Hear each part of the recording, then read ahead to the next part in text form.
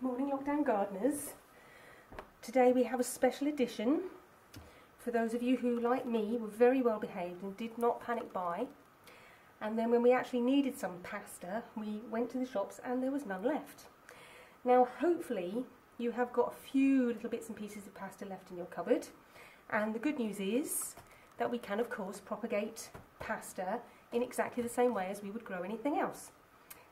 You do have to be a little bit careful about the variety that you choose and what kind of things you actually use to plant in the first place. There are some things that are really heavily genetically modified. Things like these instant noodles, really not going to do you very well. They really only grow very well under lab conditions, so we're not going to be able to do that. The best thing really, hopefully you've got something like this, which is a very traditional variety. This is a heritage kind of pasta which really comes very well from seed. So if you've got this kind of thing in your cupboard, you can use that. And spaghetti is the obvious one. You know, everyone knows that you can grow spaghetti, so that would work as well.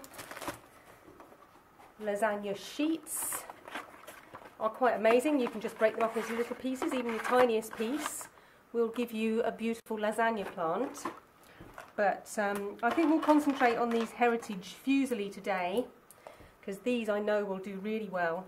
They're not too fussy about the soil, but anything really that will remind them of the forests of Tuscany is good. So I've got the forest leaf mould in the bottom there, very good, very good. And then on top, of course, the coffee grounds, which anything Italian is clearly going to love. So very, very simple.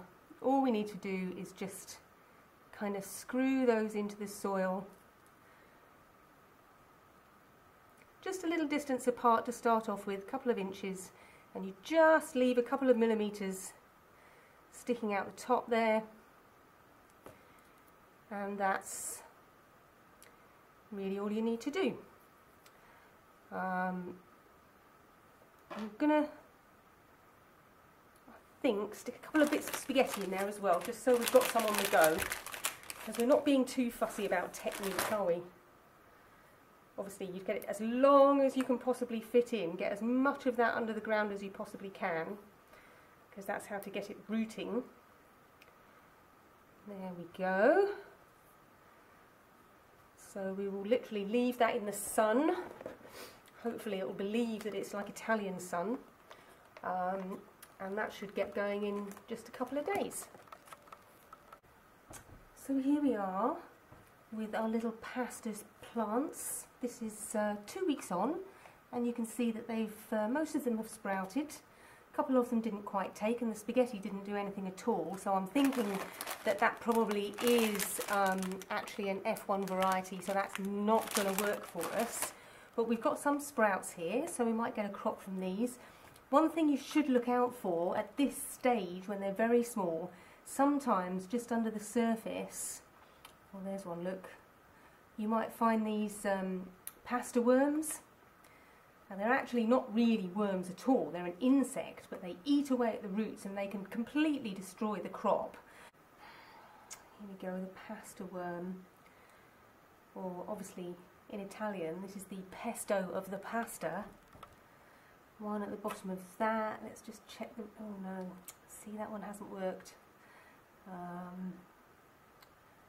one looks okay. Oh no, another one. Oh dear, oh dear, oh dear, oh dear. Right, so, oh no, no roots on that one. And, right, so we're pinning all our hopes on this one sprout now.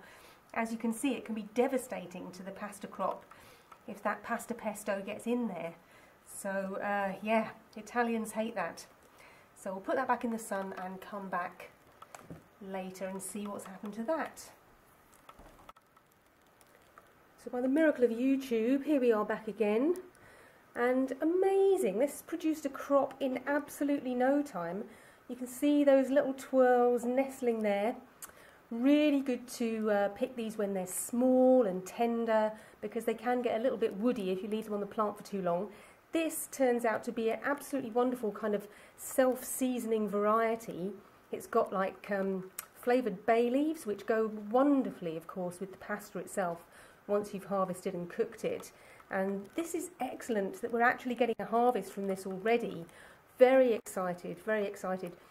As you can see, really worth trying, incredibly productive, and hopefully you can restock your shelves with lockdown pasta.